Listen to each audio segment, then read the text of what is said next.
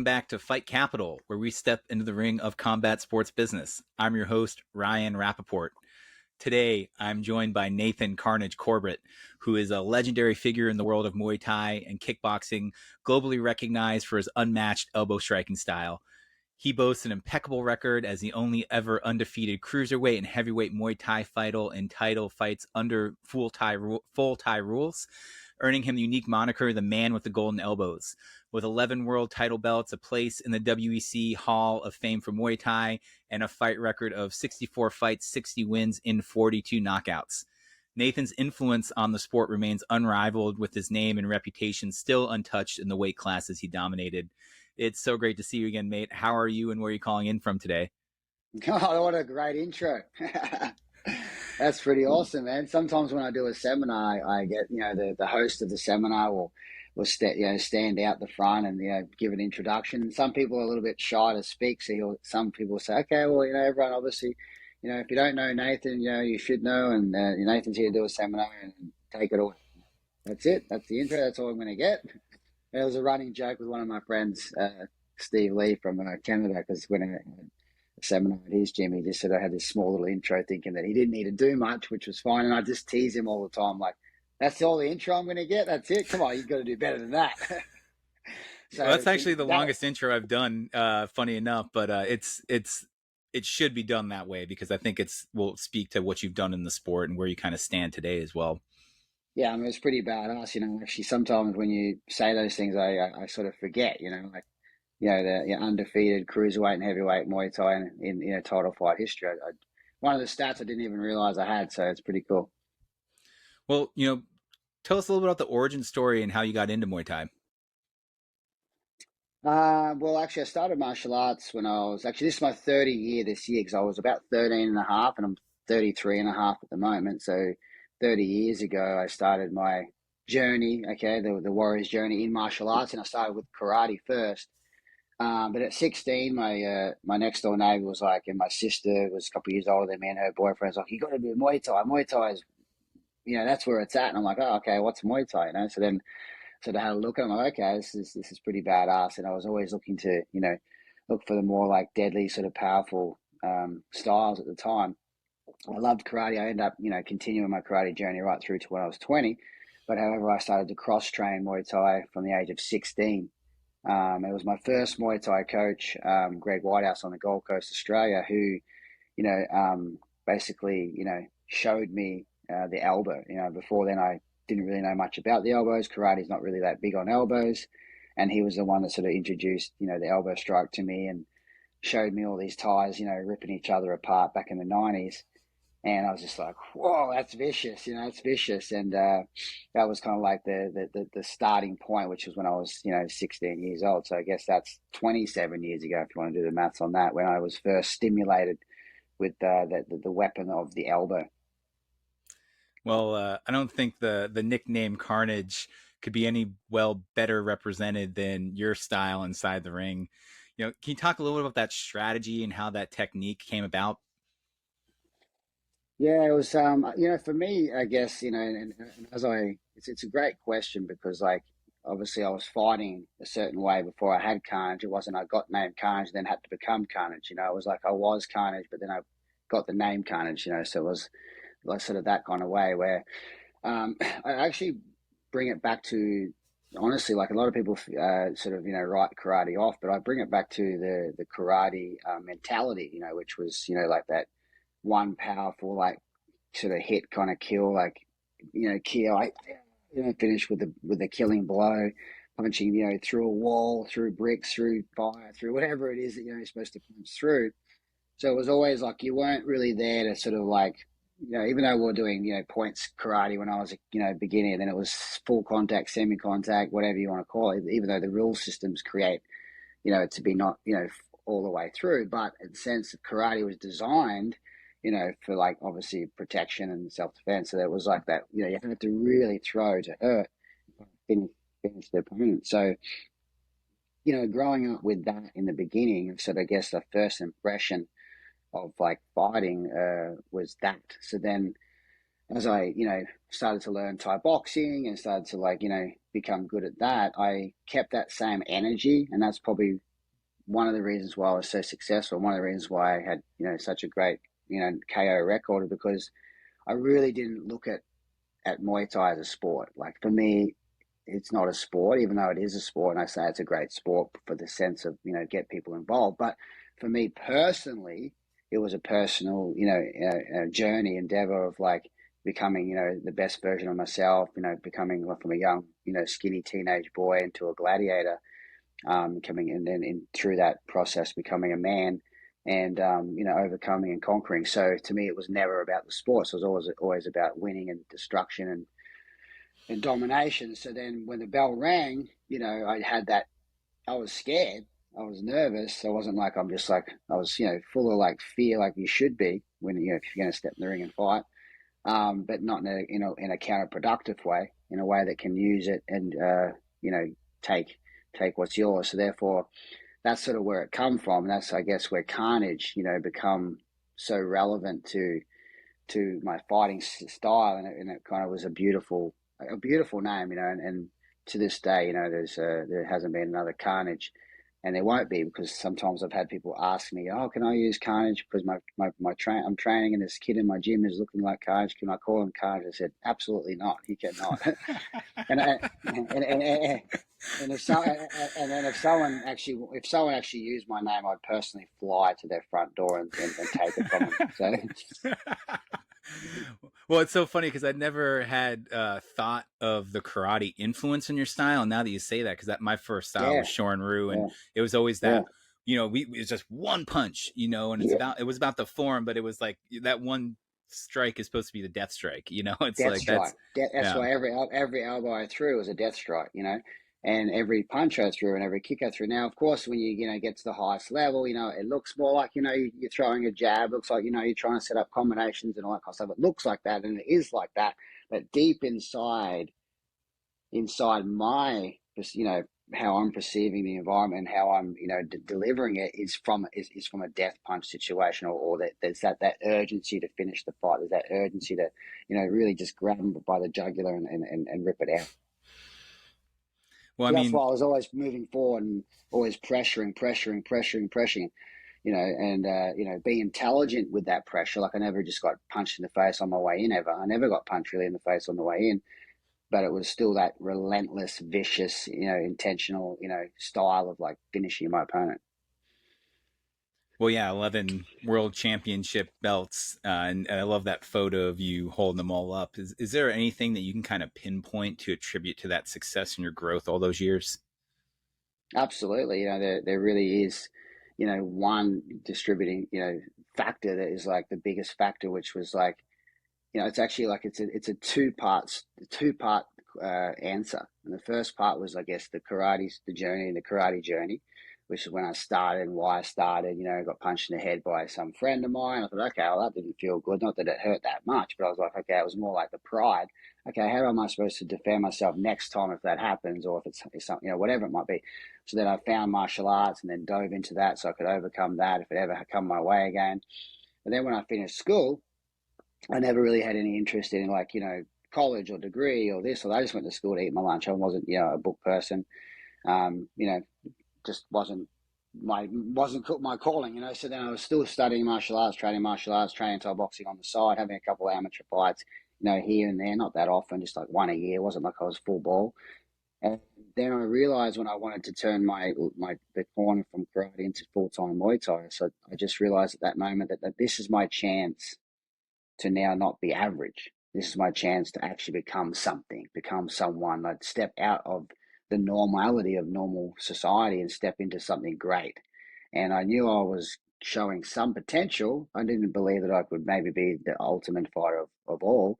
I never thought like that, but I thought, okay, each step, each fight was showing me that this is the right path. So just keep pushing, and going into it. So that being said, so when I was fighting in my fight career as a professional fighter, I had standards. I said, I'll never, if I lose twice, I'm going to retire. So I never let myself lose. I said, I'm not going to just do this and be average. I'm only going to do this if I'm going to win and knock people out and destroy people and take every single title that I ever had. And actually, for the record, every time I ever fought for a title in every single fight I've ever had in all my fight career, I won it. from state title to Australian titles to 3 different weight divisions as world titles to 5 different organizations to 2K1 8-man tournament titles to like another promotion belt title that people make up these belts for promotions. I got a few of those along the way, just collectibles. But every time it was a title, every time it really, really, really, really mattered.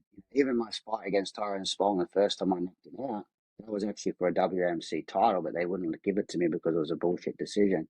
But that was a title as well. So, so is that talent? Is it luck? Is it easy opponents? Is it, what is it?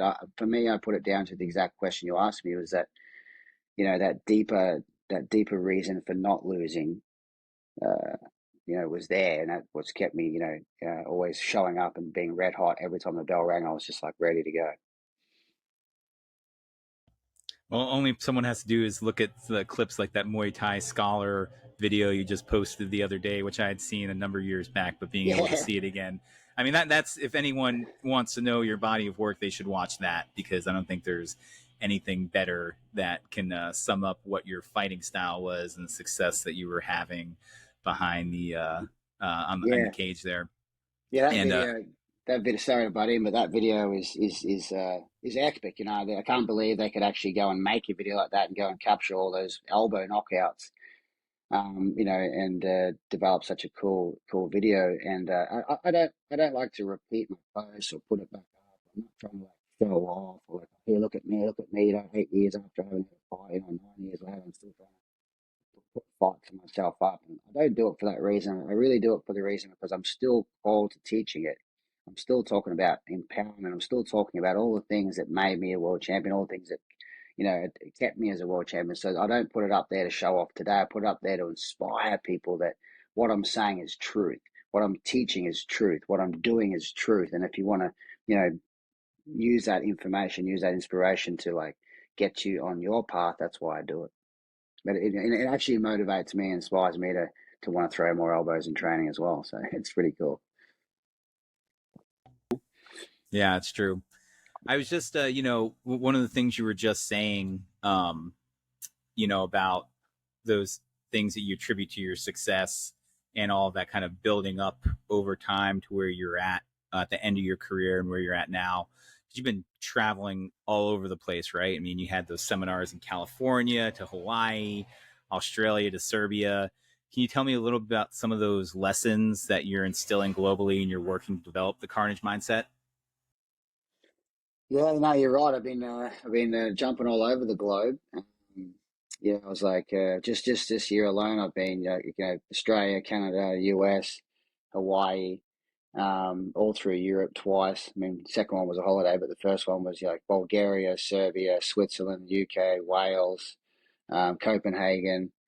A lot of cool spots, and really, honestly, what I'm doing is like, of course, what people expect, when I come there is to teach them how to throw elbows, to teach them how to throw punches and kicks and knees and all that kind of cool, violence that we teach. But honestly, I use as an opportunity to like, while they're thinking about this, it's giving me a chance to like penetrate their mind and get inside their mind and really change how they see it, and how they view it, and how they're looking through their lens differently. And because a lot of people think that they're like, attacking, think that they're like doing what they should do, but they're really doing it from a hesitant standpoint. They're like, kind of like, every time you see people trying to like hit, move back. Like, what are you moving back for? You just dominated and gained ground. Like, why are you moving back? Now, I'm saying that, of course, there is that time, if you watch some of my fights where I am going in and going, and then moving back out again because I'm fighting a really, really, really high level fighter. So if I just sit there, maybe I could get hit back. Or I felt like those 3, 4 punches or 3 strikes or 2 strikes that I threw was enough for that point, for that range. So then I just moved just off position. But generally speaking, most people are just throwing combinations and moving out of range because they're thinking that's what you're supposed to do, versus when to do it. Not, oh, you do it now because I'm only moving back because I know it's the right time to move back. Some people don't even know why they move back. They just hit and run, hit and run, hit and run. So you can really see it's coming from fear. You can really see that even if they say they're not fearful. You can see they're striking from fear. They're attacking and moving out of the way, attacking, moving. So, man, like, of course you're going to move out of the way if someone's going to throw something at you. Or you have to, at the highest level, obviously, put yourself in the right position. But that's the difference between like having 42 knockouts and having like, a half successful or even a successful career, but not really knocking anyone out. Is you got to keep the hammer on. You got to keep that hammer on and be right there, right in the fire, and be prepared to like, finish people, and be okay with being right there. And by being there, you're actually safe. That's what I was teaching the other night at class. I said, when you're actually right in with the punch and you're being vicious, because I use the word vicious a lot now, because I used to use the word, be aggressive and stuff like that. But I realized that the honest truth is being aggressive is not that challenge. Is not that big of a deal. Like, I fought aggressive people all the time, but they don't do anything to me because they're not vicious. I'm vicious. So when that vicious is way more deadly and way more accurate and way more precise about, I'm getting this job done and I'm ripping your face off, where aggressive is just, I'm just aggressive, and they're just trying to swing shit and do whatever they can. So, some people get overwhelmed with aggression, but I'm really going to the next level where I'm teaching people how to be vicious, violently vicious, but very articulated with it. So, that's really what I'm trying to teach everywhere I go around the world, everywhere I do, when I do a class, even with just personal clients that I have a small handful of clients that I do when I'm back in town. And even when I'm just talking, it's really about, how you're like attacking those things and how you're seeing those things. And that's what's going to make your techniques work or your techniques not work, or work okay or work really efficiently. Well, and everything you're doing with the Carnage car chats and all of the actual mindset work you're doing around everything you're teaching on in the ring or on the mat.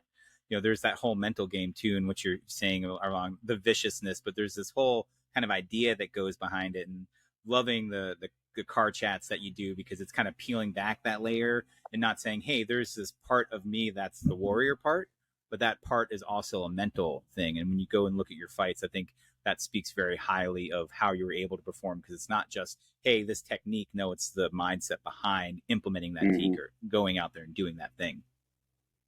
Yeah, that's exactly right. And I'm really careful, with when I say things, because obviously words, are powerful, and if I say them, people can take it and they can take it the wrong way. So I'm very careful the way I say it. And when I say to people, you need to be okay with being violent, what I mean by that is that if you don't get violent, then the chances of you getting hurt is way bigger. So when you reframe the words of like, you've got to be okay with being violent, I'm talking about in a professional fighting arena, right? Or even if you're in a self-defense situation, but I don't really even talk about that. I'm just talking about fighting, as a sense, in a boxing ring and, in an MMA cage, whatever it might look like.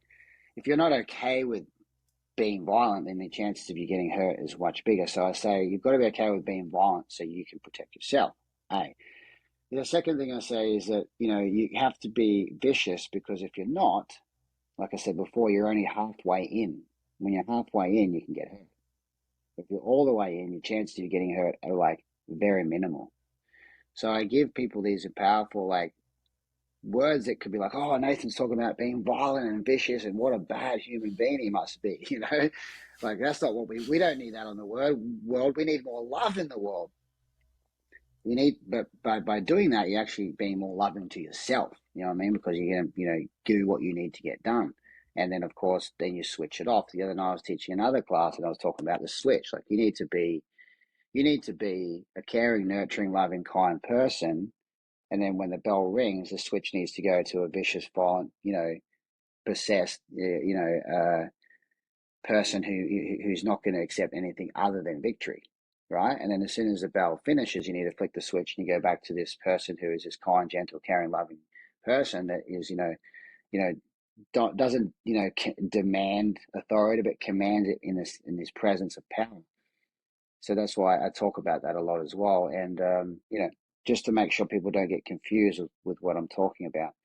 And the thing is about those two things is that same person that's kind, caring, loving, and nurturing, and vicious, violent, and direct. It's the same. It's the same person.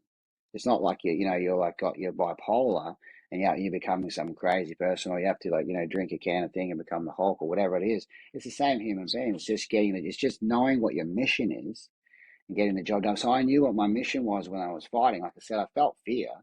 I'm sure there's fighters out there that don't feel fear because they just, grew up rough or tough or this or that, or just badass and they don't feel fear.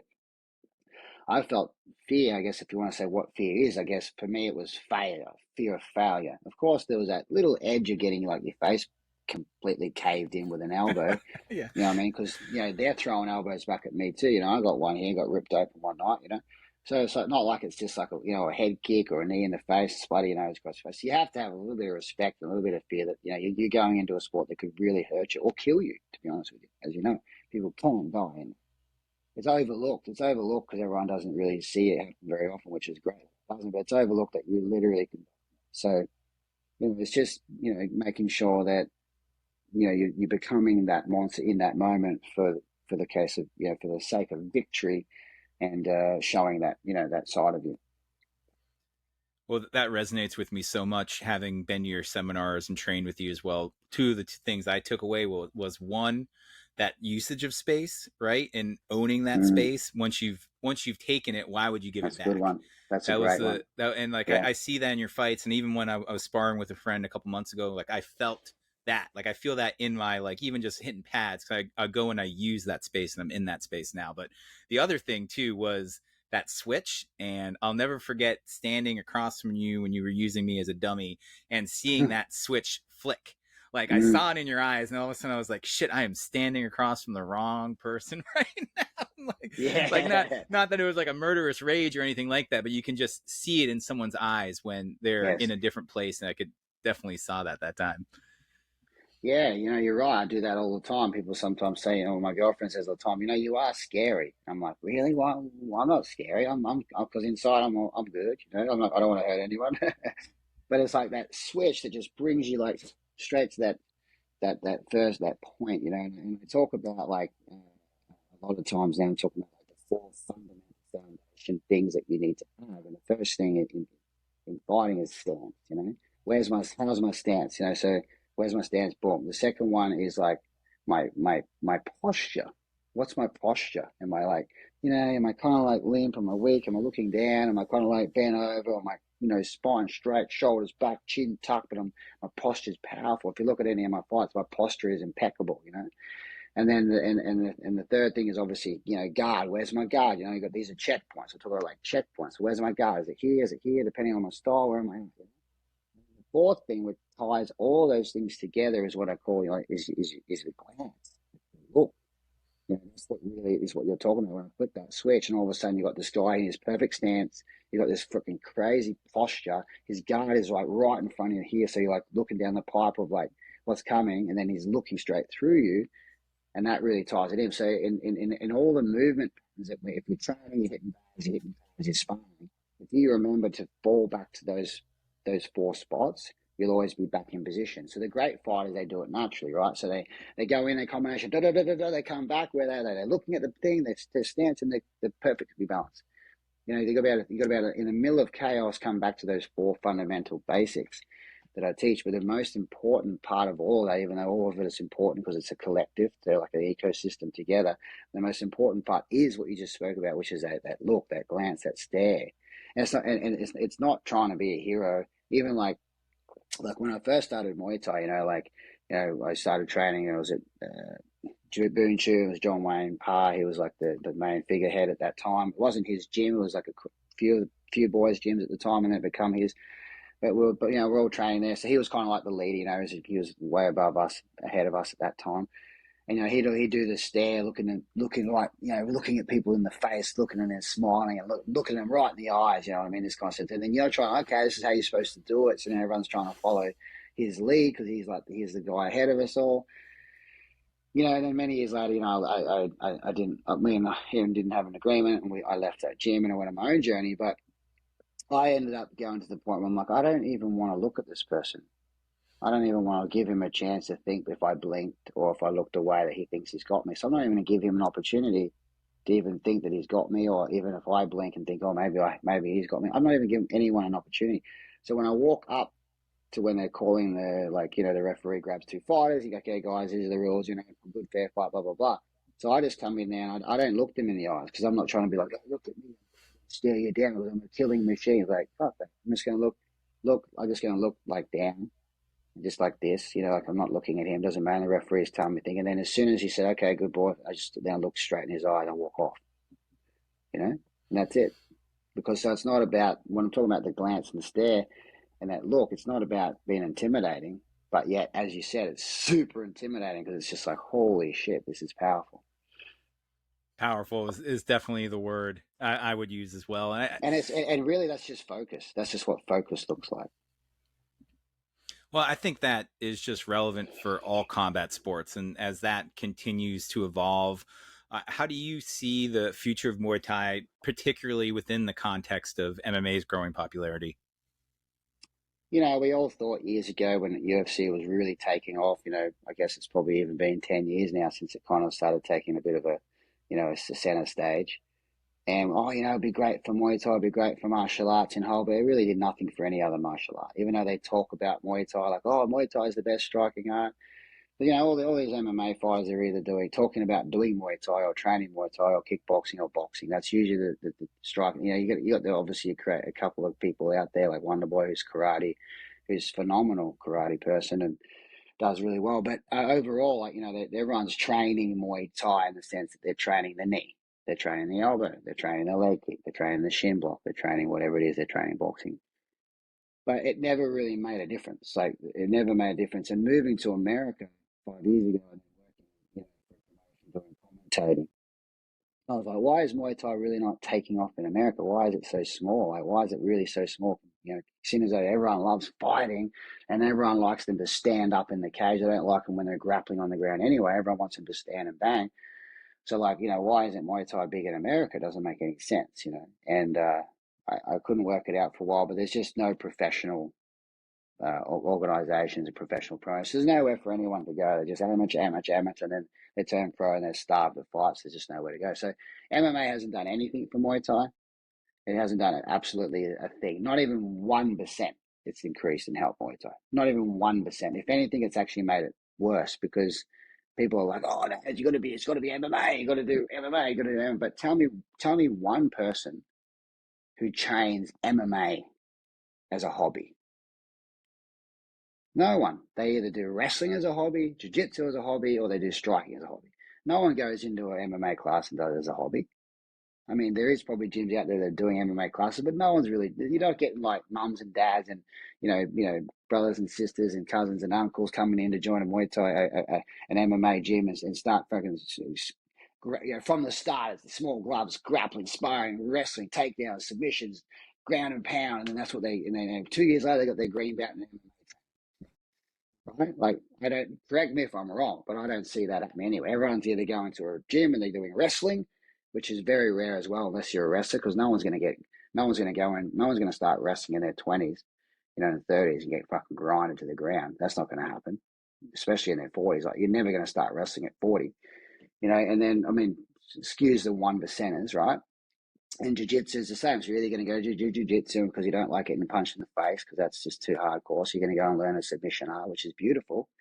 And then, or you're going to go and do boxing, or you're going to go do Muay Thai, you're going to go do whatever other martial arts.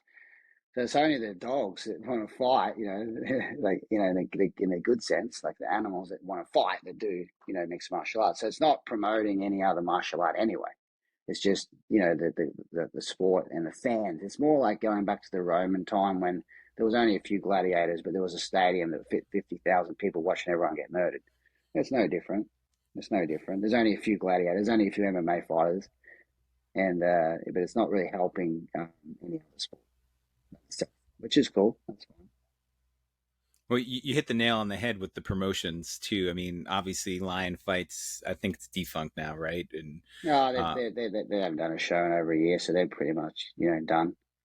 I would love to see them come back, and just that the high level Muay Thai, and that's why one of the things I appreciate about One Championship as well is that you can see those names and are getting exposed to a more of a global audience as well. And granted, there's all of the gimmicks as well, whether it's like the mixed match between Mighty Mouse and Rod Tang, or all of Yeah. the Muay Thai fighters that are crossing over into MMA now as well, like Stamp Theratex and the markability behind all these ties too. It's been really interesting to kind of see that evolution aspect of it.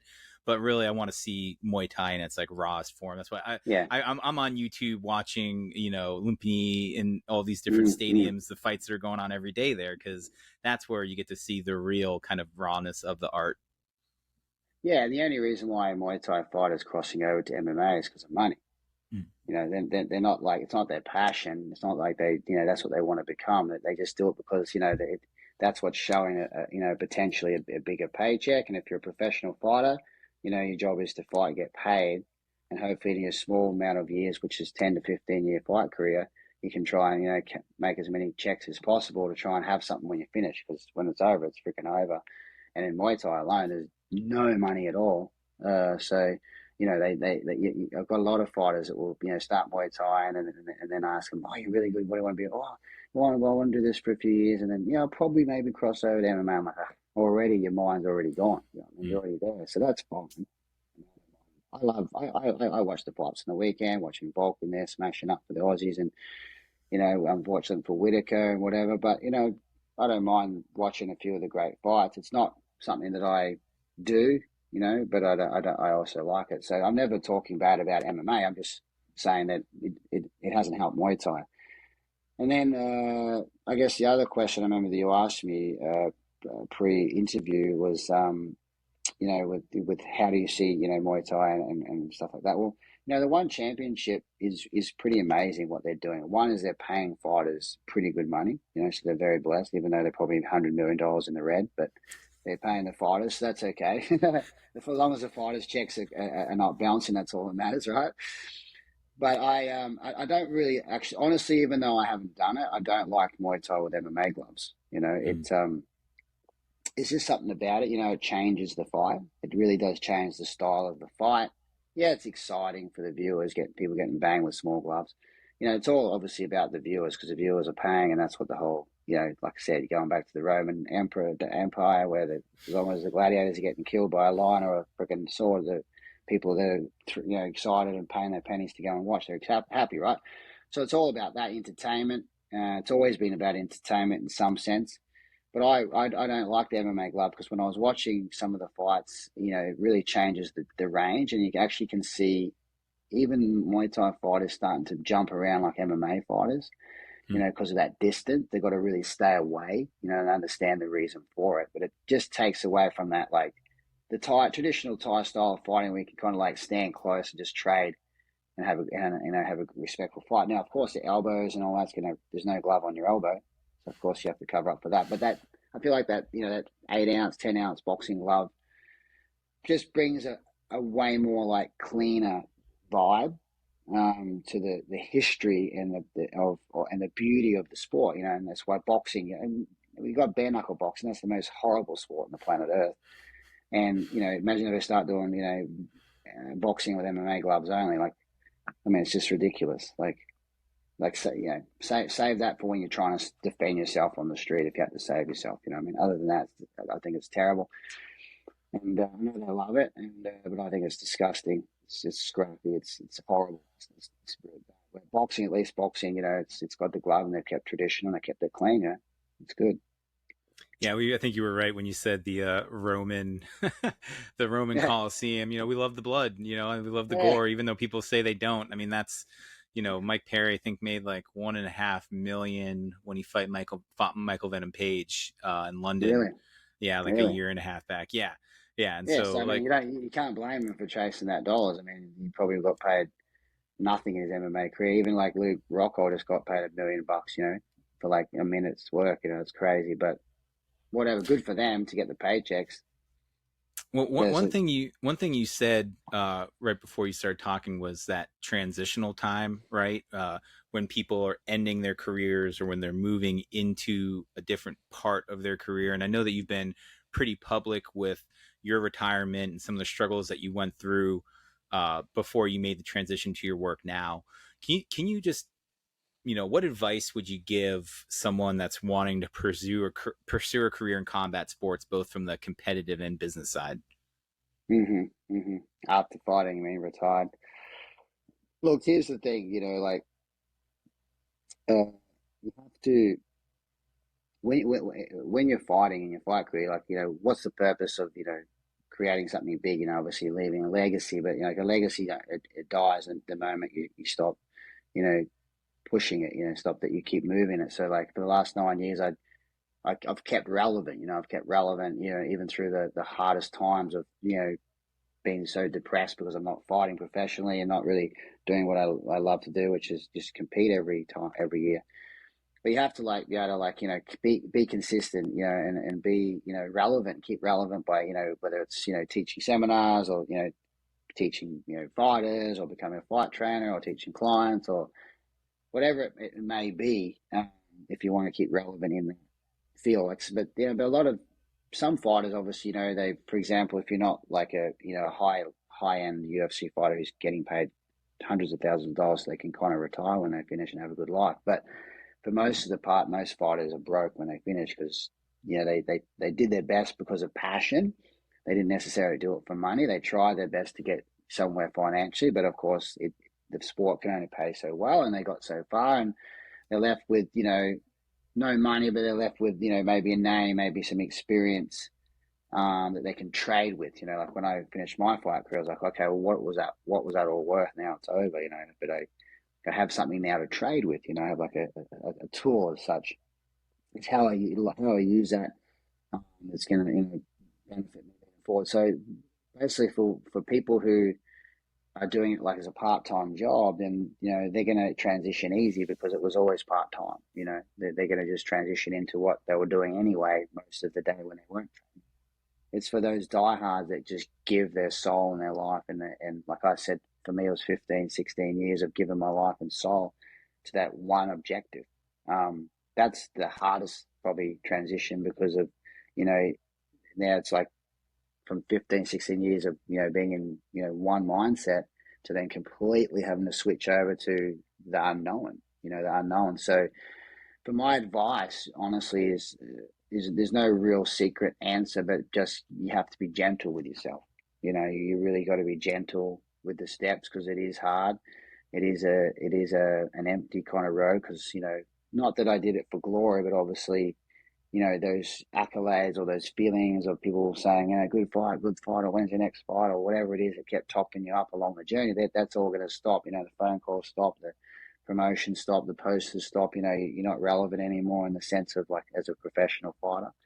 And it's not ego that's the problem, it's more purpose. So like when those things stop, it's not like my ego's like, oh my God, I'm not getting like brownie points anymore. I'm not getting like taps on the back. It's I mean, some people are ego driven, but most of the time it's not usually ego. It's more like a sense of purpose. So the transition to the next stage is you just have to keep trying to find what is your purpose again. Like, especially as a man, like men, we need a purpose. Like without a purpose, like life is miserable. Like life is just empty. Life is nothing. And that purpose has got nothing to do with money. It's just you have to find that purpose. Of course, we need to make money. As money is what we need to have a life on this earth. But it's got to be purpose driven. And so really don't sell yourself short. Don't sell yourself out. Don't turn to drugs, don't turn to alcohol. You've got to be disciplined. You've got to be disciplined and know that none of that stuff is going to, help you moving forward. Yeah, those are true words. And a couple of things that I'm going to do as a follow up on this when I post all this stuff. One, I'm going to put that Muay Thai scholar video because I think everyone needs to see that. Two, I'm also going to post a link to that badass t-shirt you're wearing as well. Can they get that on the Ruka website? No, I don't think it is. They made like a limited drop for me, so no point promoting it. I just sort of the lucky people that come to a seminar, or the lucky ones that ask me at the gym, and I got it in my, pull it out of the back of the car. I go, okay, there you go. I'm not even telling anyone I'm selling them at the gym. Sometimes they go, can I get one of those shirts? I'm like, yeah, of course. But then I'm like, I don't go to the gym. Hey, everyone, let's buy the shirt. Like, yeah, it's all good, but. Well, not to inflate your ego, though. I'll have to send you one, mate. When you don't even have an address. So. Yeah, you got to find me first. I'll say though, one of the things that surprised me, and this is not to inflate your ego, but just so you know, your name still carries weight. I can't tell you how many times I've just brought you up in random conversations with fighters, with athletes, even younger athletes who have seen your stuff, and it's somehow permeating throughout the internet still. So just so you know, Oh, people, that's nice. fading away, your name still rings true. I mean, I a lot of athletes know and understand your impact on the sport, and I think that's important. And if there's anyone else who doesn't know you, where can people find more out about you, your seminars, and all that information? Yeah, look, I'm pretty active on my Instagram. I answer, I manage it myself. No one takes care of that. I do all my own posts. I talk to people. I reply to people. I'm very personable on that. So anyone who's interested in anything can reach out through there, whether it's a seminar or whatnot. But I firstly thanks for letting me know that, because obviously it's important to get feedback that you are making a difference, that you are touching people. Obviously that fills you up to keep going, keep pushing the envelope that direction. And really, I guess for me, I find purpose in I don't find purpose in fighting anymore because I don't fight. So I find purpose in, I guess, showing the part of me that you didn't see or know about when I was fighting, which is obviously the internal viewpoint.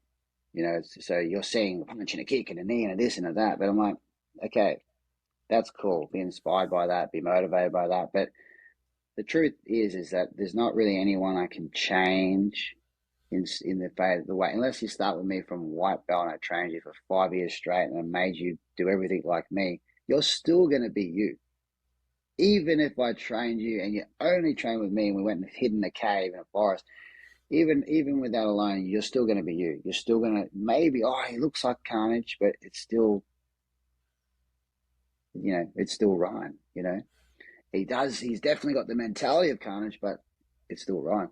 So by knowing that, I take myself out of the equation of I want them to be me, because they can't be me, and not in a way that they can't be better than me or they can't be their own greatness.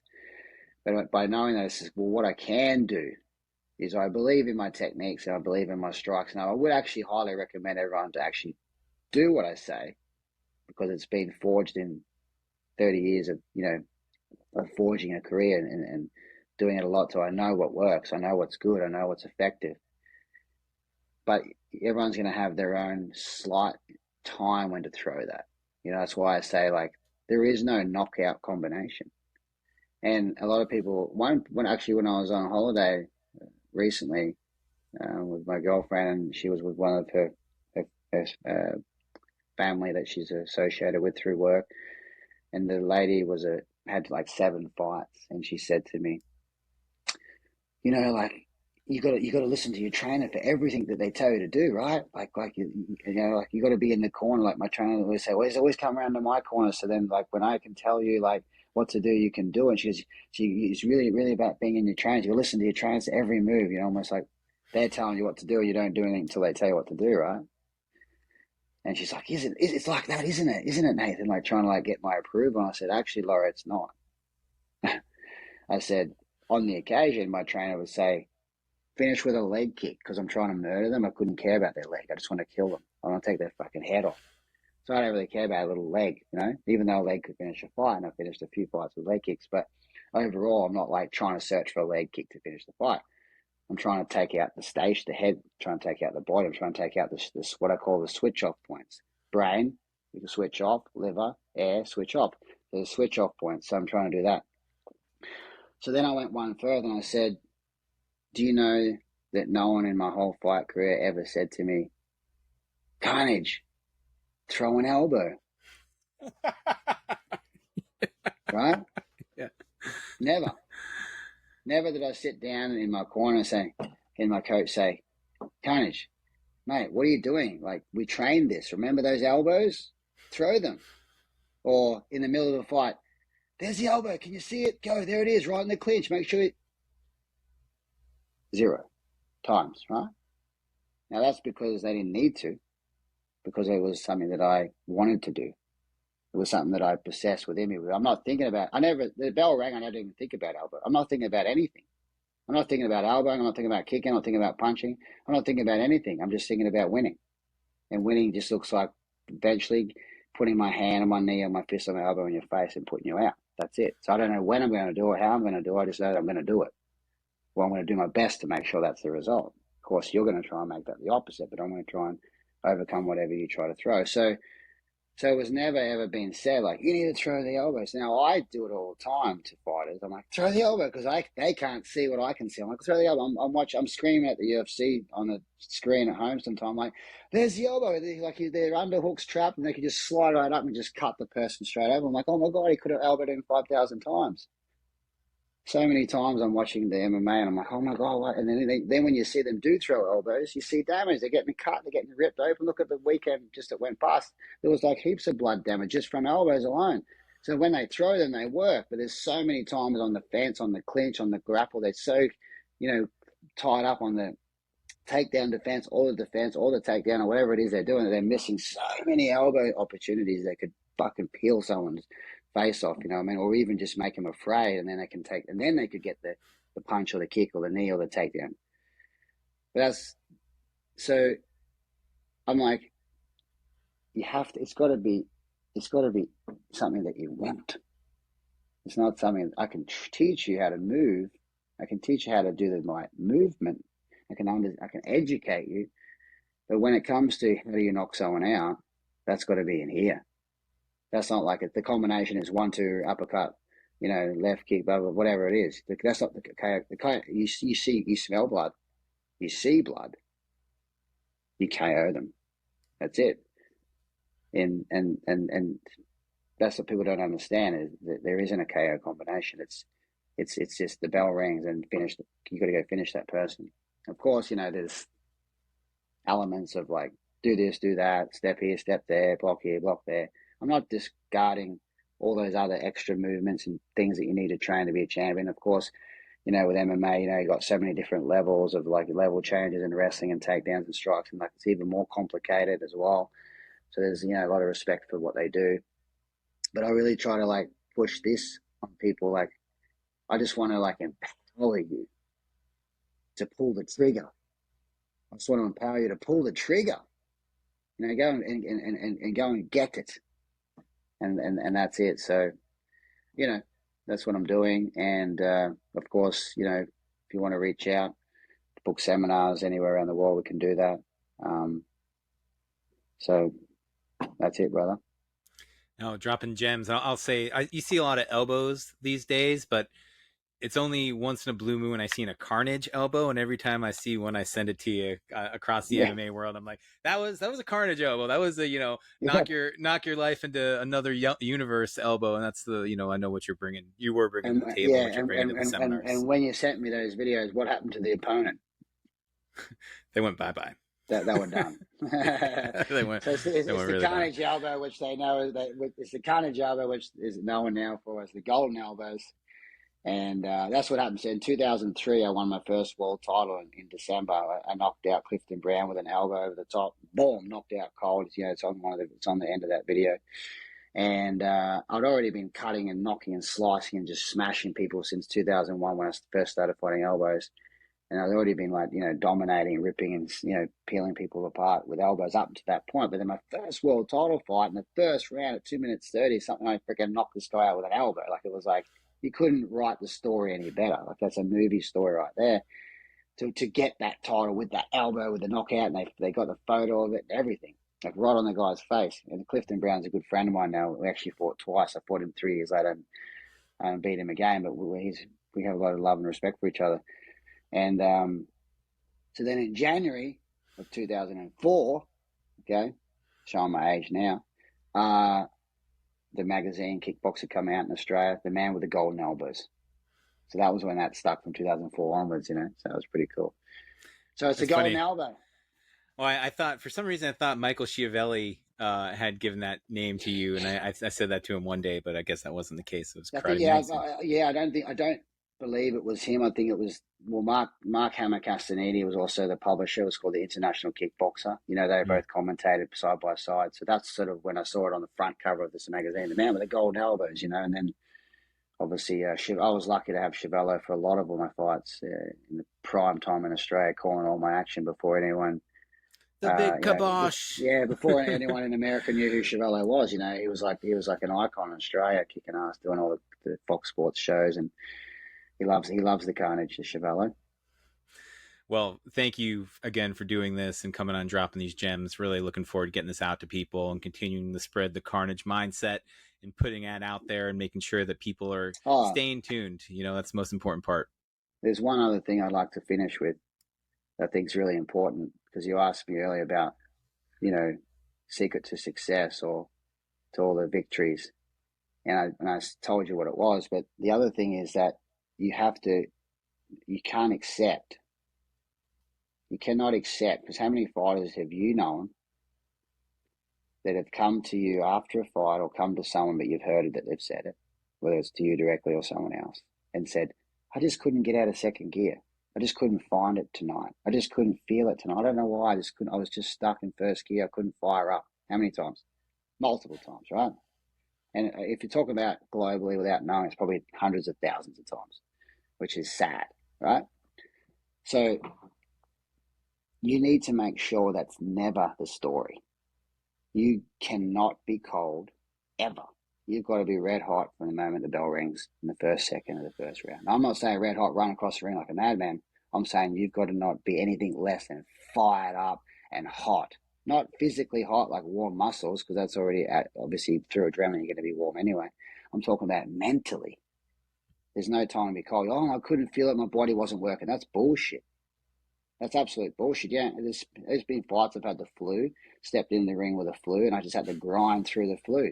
Well, I'm gassed at round 3, and the fight goes 5 rounds, but it looks like in 4th and 5th I'm getting better. What was that from? It wasn't to do with anything to do with my cardio. My cardio was better. No, my cardio was not that good. It was I don't accept being cold. I don't accept. You got to be red hot. That's the reason why promoters love me. That's the reason why I had, the 60 wins and the 42 knockouts, because I'm not accepting anything other than red hot. And I'm not, and right to the last 10 seconds of the last round, I'm still trying to murder you, even if I've won the fight. I'm not taking my foot off the accelerator because I want to be safe. Because my job isn't to be safe. My job is to fuck you up. My job is to finish you. I don't care about like trying to be safe. And now I'm going to be safe anyway by doing that. That's what keeps me safe. That's what you don't get. I'm safe by killing, not by not killing. Mm. So you've got to be red hot. If you're not red hot, just give up now. Don't even waste your trainer's time. Don't waste the promoter's time. Don't waste your girlfriend's time. Don't waste your boyfriend's time. Don't waste your family's time. Don't waste fucking anyone's time. Just go and quit now and just give up and go and get a day job, because that's what you should be doing. You shouldn't be wasting people's time being a fighter, because if you're going to do that, you're wasting time. So move on. Well, it's like everything. You better be all in. When there's no half in fighting, and in reality, there is no half in life, and the people that are living that way are not living full lives. So there's no truer words have been spoken. Now, I wouldn't say those words if you could go and research this stuff and prove me wrong in my fight career. You go, oh no, well, look at this fight, you were shit. Oh, look at this fight, you were cold. Oh, I lost a fight. I got knocked out with a head kick in 2006 in Japan. I fought a guy 45 pounds above my weight division. I didn't give a shit. I wanted to fight. Couldn't get a fight in Australia. So my promoter said, let's go to Japan. Fought this guy called Alex Roberts. He's American. You probably no one's really seen it, but it's on YouTube somewhere. I was winning the fight, got me with a head kick, and he was like, 45 pounds over my weight, but I didn't care. I was winning, but I got caught. Bang, lost the fight. Then I fought Tyrone Spong 2013, and, in Chicago, he's an animal. He's an animal. I was at the end of my career. I was getting older. No excuses. He's a beast. He's in his prime. He's a monster. He hit me with a left hook. Got me the second time. I didn't even see the hook coming. I normally would see that hook a million times. I'd see that hook and I'd block it. For some reason, I stood there like a freaking moron, and he hit me with his hook. So I must have been concussed and not saw in the first one. Okay, so I lost. But I wasn't like pathetic and cold leading up to that. I just got caught with some 2 shots with 2 monsters, right? The only other loss I really had was Saki, which wasn't even a loss. I went for a leg kick. He threw a hook. It grabbed my ear, ripped it open. My ear was freaking hanging off. I'm like, what the Yeah, it hell is was going brutal. on? and I had to get stitched up. That was my last fight, not because of choice, but just because my life went that way. And that was annoying. That was frustrating. But at the same time, I was fine. But the ear was ruined, so I'm glad they stopped because I had to get plastic surgery in Istanbul in some hospital while Tyrone Spong at the same time was getting his leg plastered because he fucking kicked Saki and Saki checked and broke his leg. Yeah, I remember So that. like, Was that all the same card? That was all the same. It was a four-man tournament. We're supposed to, yeah. So I lost to Saki. Then he went to Spong, beat Cavalar from Brazil, and then he went on to fight him and snapped his leg. So Saki had an easy night, you know, 2 freaky accidents at like 1 in a million chance, right? I never knew that was the same event. Yeah. So what I'm saying is I wouldn't say to be red hot every single fight if I had 10 fights or 5 fights or 3 fights when I was a freaking loser and couldn't fire up. I'm saying it because I did it. And that's not bragging. That's me saying, no, I'm not going to listen to your bullshit. I'm going to call you on it because I've done it. So it's proven because I've done it. If I can do it, it means I've proven it can be done. I'm not superhuman being. I'm not super nothing. I'm just me. So anyone, I have fighters in the gym. That's not my gym, but at Rising Suns. You know, help out sometimes there with the boys, you know, that are fighting. I mean, it's not my gym officially, but you know, we're a team, and you know, I'm like, what are you doing? Like, you just freaking let the fight go. You just gave the fight away for what? You know, I'm hard on them because I'm like, what do you want? Do you want victory? Do you want to be a champion? Do you want to be like, you know? And they're like letting it go because they're like, oh, you know, I wasn't really feeling. Oh, I feel a bit tired. Whatever excuse it is, and I'm using them as an example because it's kind of an example. But I've had people do this my whole fight career. Even when I wasn't training people and I was a fighter, I'd hear people say, oh, you know, like I got a really bad injury, and they would use that injury so that way if they did lose, they could say, remember that injury I told you about? Do you remember that injury I told you about? That's the reason why I lost. So they actually preset their failure before they fail, because maybe they go in there and they knock the guy out and they go, yes, right? But if they don't, they go, remember that injury I told you about? Yeah, that's the reason why. So they preset their failure as a backup plan, and they obviously try to go and get the win. Now, sometimes they're lucky, they get the win because they're talented and they work hard, because everyone who fights has got some sense of talent and skill and they work hard. You know, if you're going to be in there, you got something, you know, especially on a high level card, you got something, maybe not the best ever, but you got something. But they're already preset their failure. Or they'll come, oh, you know, I don't know what happened. I was tired, or, you know, now it's like, obviously, I cut too much weight. Well, fucking don't cut so much weight. Do you know what I mean? Like, fight in a different weight division. Like, when I was fighting, I fought the same weight I walked around at. That's why Spong was like, you know, 30 pounds heavier than me after the weigh-in, because I walked around at 210. He was walking around at 235 and a freaking monster. He was a monster. Even the first fight when I knocked him out in 2009, I was fighting at 190. I walked in, it was a catch weight at 205, so I weighed in at 205 because I didn't have to diet at all. Like, I mean, I was like filled up to the tank, like just trying to get big for like 5 months before the fight, you know, and so forth. But like, you know, and I'm not saying this to make out like I'm better than anyone. What I'm saying is that I'm an example that there is no excuse. You know, there is no excuse. I lost the fights. I lost. Spong and this Alex Roberts guy. Saki wasn't even a loss. It was a freak accident. It never even happened before in combat sports, where someone's ear gets caught, folded, and ripped. It wasn't my eardrum that busted, and it's never happened before. If it was an elbow, right, or a thin kick, I could respect it. But it was a freaking glove that grabbed the ear and tore it and folded it, like it was like just like a door was hanging out and it got it on, you know. So it's not even a loss, but it's a loss. But I lost twice, in the real truth. Because my first loss was I went to a fight gym on a Saturday morning, and my trainer at the time and gym owner was Wayne. He said, do you want to fight tonight? It's an 8-man tournament. I'm like, okay.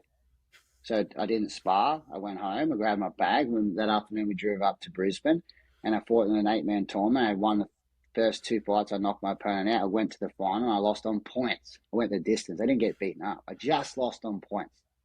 So it wasn't even a loss. I didn't even know I was in a fight that day. And then I went on a 30-fight winning streak and got kicked in the head in Japan by that freaking Alex Roberts, who got knocked out. And I was winning the fight before that, but I got kicked. I lost. No excuses. I lost. I went on another 30-fight winning streak. Then I faced Spong in Chicago, and I didn't even need to fight Spong in Chicago. They didn't ask me to fight Spong. I said, just match me with Spong. Pay me 50 grand, because they offered me 30 grand, 2-fight contract. I said, you know what, just match me with Spong, even though he just beat Remy Bonjasky. He just beat Peter Ertz. He just won an 8-man tournament. He was training at the Black Zillions. I'm training on the Gold Coast in Australia in a gym full of amateurs with one sparring partner and teenage kids running around. And I hadn't had a fight. And that's my training camp. I'm not making excuses. I'm just saying no one even understands the story behind what he had compared to what I had. But I don't make excuses. I still lost. I asked for the fight. No one even knows that. I asked for the fight. I had a shit training camp. I had shit, compared to. You had surgeries. I mean, you had like crazy surgeries leading up to that too, right? Not really at that time. I had surgeries in 2009 after the first time I knocked him out. I went in and got my hips done and my shoulder done after that fight. So leading up to that fight, I needed surgeries. But like I said, no excuses, but there's stories. That's all I'm saying. But the point is, I still wasn't cold. I still wasn't like, he's not fired up. He's just, he's not getting in there and going for it, So that's why I say what I say is not to brag. I say what I say because I'm saying it's possible. And I'm just that person now to deliver that message through the complete carnage destruction. And that's why I post up the video again, just to remind people, come on, listen to what I've got to say, because I'm telling you, I know what I'm talking about. If you want to be a winner, and you want to be a multiple winner, and you want to be a champion and a multiple champion and a good person, do this. Think like this, be like that, but fight how you want to fight. Throw what you want to throw, but this is how you should think, feel, and act. Well, for everyone who's listened to this, and I also put out a newsletter. I'll be sharing some of these clips in there. If anything, they walk away from this, I want them to walk away with that mindset and what built you up over the years and is continuing to drive you forward. And anyone that comes in contact, whether it's in the seminar, whether it's in the gym, or whether it's through your social media, that is what you bring to the table. And thank you for doing that. That is what I bring to the table, actually, even right through to why my seminars are so savage, because I have a standard. I had double hip replacement 3 years ago. My hips still hurt every day, bilateral. I turn up to my seminars, and as you see, I'm chopping everyone up in a passionate, good way. Everyone is if you're at the seminars, it's not what it looks like on Instagram. That's just a window of what people, right? But that's a standard of aggression, energy, passion, power, viciousness, how it's supposed to be done. If I'm still doing it like this at 44 in October, I'm still doing it like this. I don't even train. I don't even kick bags or pads or anything. I'm still doing it like this. And again, it's not bragging. It's like, come on, let's go. I'm trying to keep the standard, what I call the golden standard. I'm trying to keep that standard up. Even when I'm teaching a client, or even I'm teaching just a regular private, I'm teaching some influencers that I'm going to be doing some work with soon. I trained one of them yesterday. Bear, he owns Jackson Jewelry, it's a badass company, and he's just like, "Oh man, this is intense. This is full on." I said, "Yeah." He said, "No one teaches like this. No one teaches like this with this." Like he was like his eyes and the stare and intensity. No one teaches like this. I said, "It's not that no one does. Of course, there's amazing trainers out there. There's phenomenal trainers out there, but it's the standard of that savagery, that viciousness that keeps you alert, which makes you the best version of yourself. So it's a standard." Even 9 years after, retiring, it's a standard.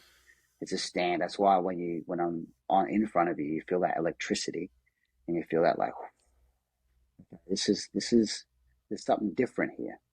There's something different in front of me, right? It's a different energy, and that's what I try to standard, which is not cold, even when I'm in pain. I don't show it, just go for it and give it to them and then deal with it later, Red hot. That, the phase of the podcast. Well, Nathan, thanks again so much for doing this. Really looking forward to getting everyone's eyes on this and looking forward to seeing what you do next. Yeah, thanks, bro. I appreciate the chat, and we'll touch base soon. Cheers.